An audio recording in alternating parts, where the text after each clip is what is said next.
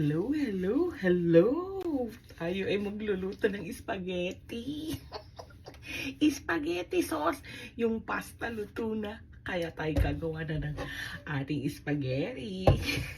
Sisimulan natin yan. Gigisa ko muna po yung ating ground beef.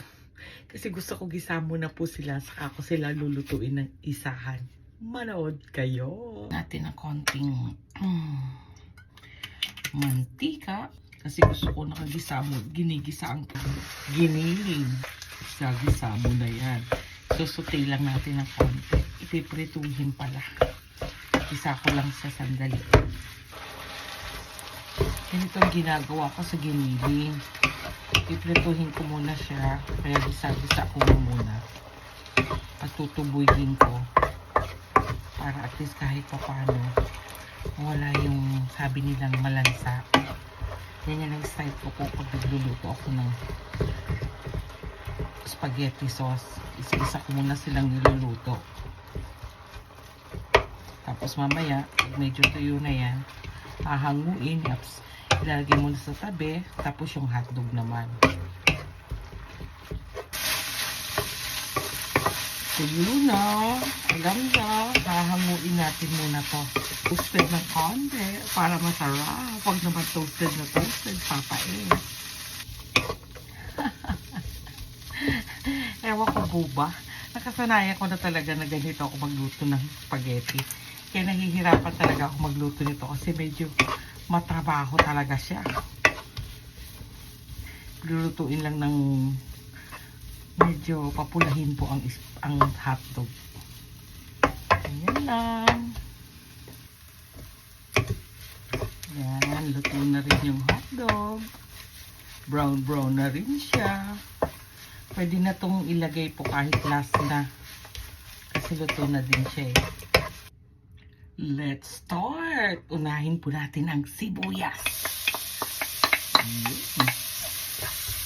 Diba? Dami sibuyas. Isang bango. Ang bango ng sibuyas. Ang bango po ang ating bawang na pagkadami-dami din. Medyo golden brown lang natin siya. Bango. Lagay po natin itong ating corn beef. Ito po yung corn beef na masarap sana talaga po yung corn beef na nabibili sa palengke. Yan. Pero wala tayo dito nun eh. Kaya itong corn beef na to ang ating babanatan. Nagisa na ang corn beef. Lagay na po natin yung ating ground beef. Naginisa kanina. Dami. Pwede na rin pong isabay ang carrots.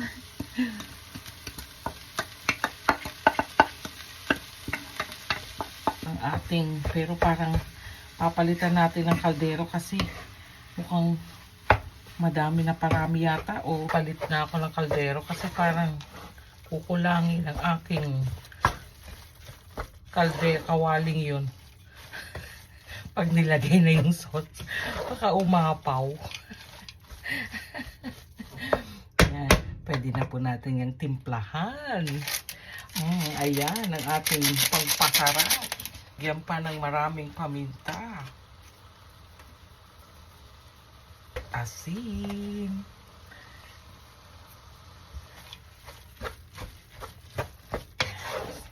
Medyo konting gisa-gisa lang yan ng konti. Pero ito naman na yung giniling natin.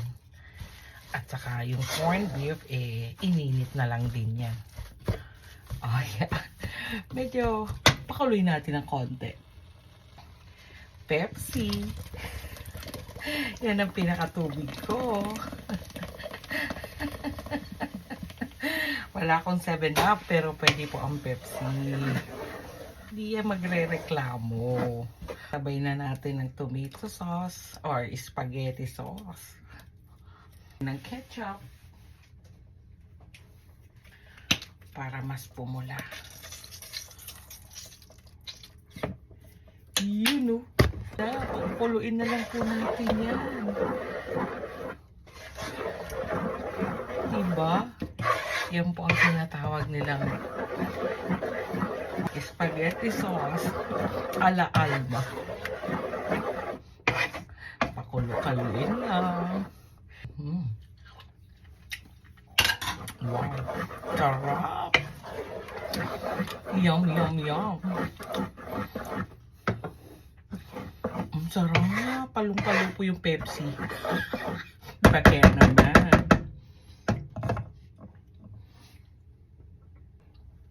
Para mas lalong sumarap ang ating condensed milk. Konti lang.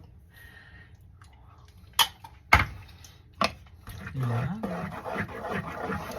Yan po ang sinasabi. Yan ang isa sa mga sikreto. Hindi ka mag-aasukal kung hindi condensed milk. Lagyan natin ng konti pang ketchup para pumula-pula. Ayan. Lagyan na natin si hotdog. Ay, nako. Ganyan lang po kasimple gumawa ng spaghetti sauce. At magugustuhan niya ng lahat. Lalo na mga bara. Pag kumukulo na, bakit di natin lagyan ng cheese? Ay, nako. Napakasarap na spaghetti sauce to. Lahat po napapaywaw-wow sa spaghetti ko. Try nyo yan. Masarap to. Ayun. Kulo na yan. Pwede na po tayong kumain. Siyempre, titikman natin yan with pasta, diba? Ang ating spaghetti. Kailangan nating tikman yan. Simulan.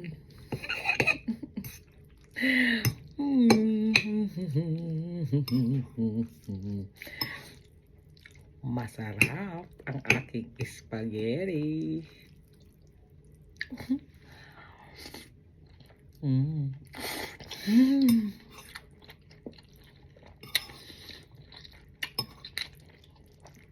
Jollibee style.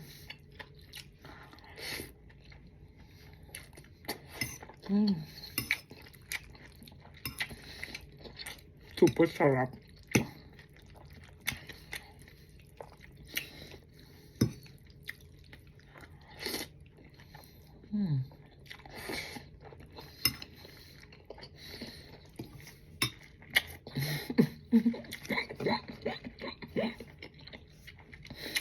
I hope nag-enjoy po kayo sa ating pagluluto. Pa-share, like, and comment, and don't forget to follow me for more. Thank you guys. Love you.